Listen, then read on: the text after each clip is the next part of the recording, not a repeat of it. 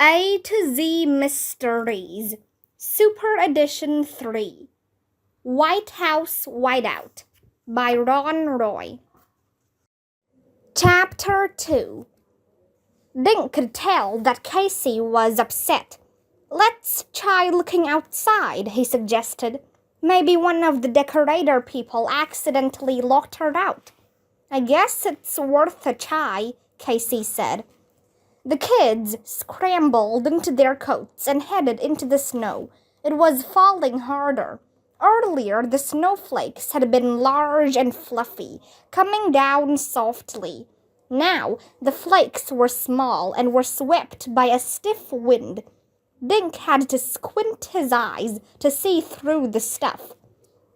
"Does anyone see her?" Casey asked. No one did. Workers hurried back and forth, bringing in more things to make the White House look Christmassy. All 5 kids called and whistled. Natasha did not come bounding through the snow, as they all hoped she would. Dink noticed a man scraping snow off the windshield of one of the trucks. "Wait a sec," Dink said to the others. He scuffed through the snow up to the man. "Excuse me, have you seen a dog?" he asked. "She's gray and skinny."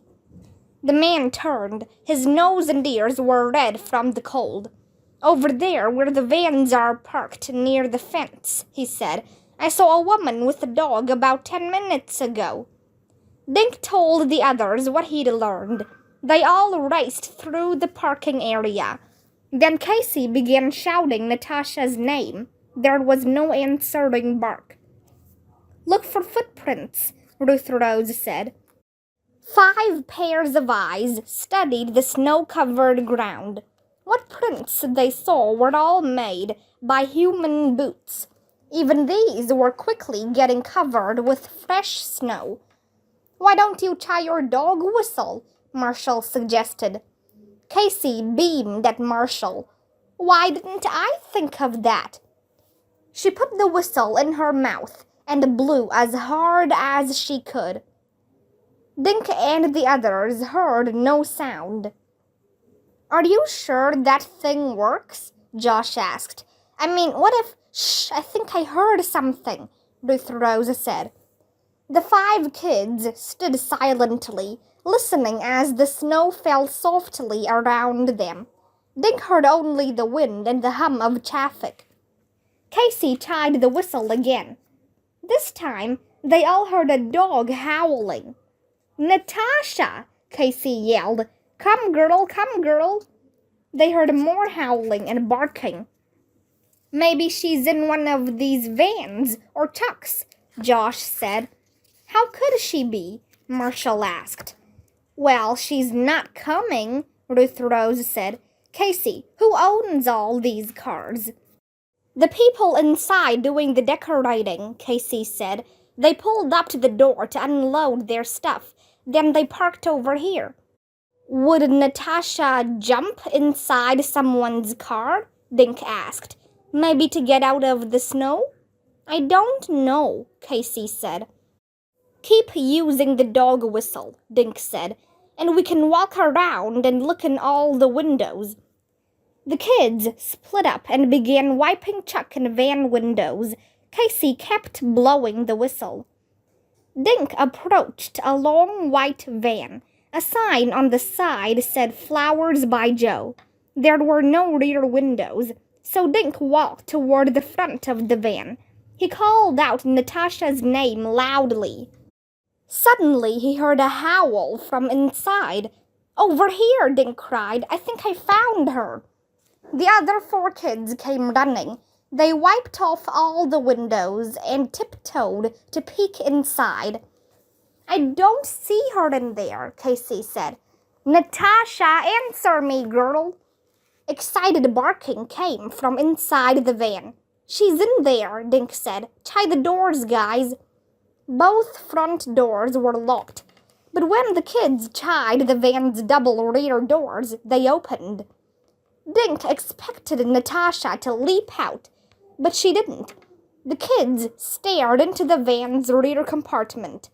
3 sides were lined with shelves holding florist supplies. Dink saw spools of ribbon and wire, tools, some plastic fruit, and a bunch of fake Christmas flowers. On the left, near the doors, a spare tire stood, clamped to the wall. Straight ahead of them, backed up against the driver's compartment, sat a large wooden crate. Someone had printed White House wreaths on the wood with a black marker. Several folded packing quilts were stacked on top of the crate. "She's not here," Casey said. "But we all heard her," Marshall said. "She has to be." Then Natasha began barking again. "She's in that crate," Ruth Rose said. They all scrambled into the back of the van, leaving the doors open a crack behind them. There were no windows, but a little light came through the rear doors. Dink felt carpeting under his knees. His fingers felt pine needles, and the air smelled of them. Suddenly, a tiny light went on. "What's that?" Josh asked.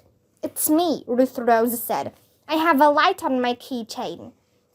Using the small glow, the kids examined the crate. They heard Natasha's nails scratching at the wood inside.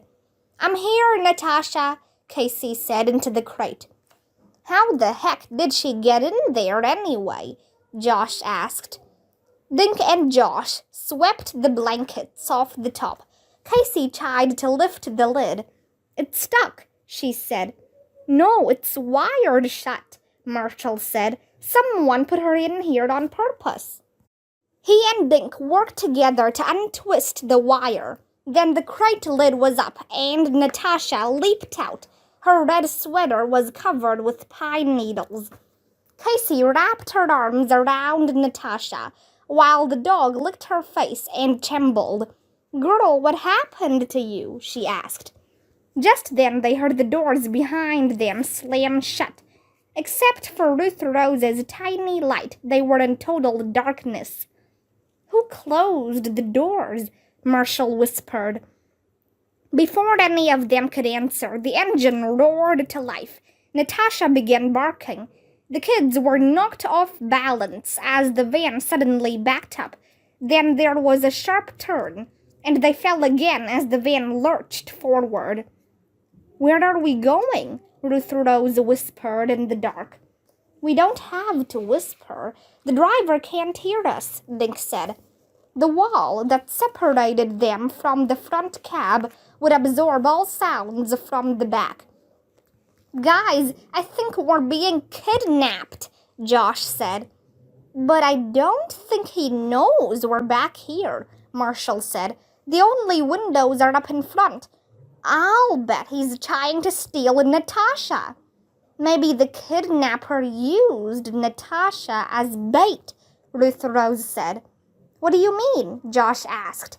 "To get Casey in the van," Ruth Rose said. "Why would some florist want me?" Casey asked. "For ransom," Ruth Rose said. "The president's stepdaughter is worth a lot of money."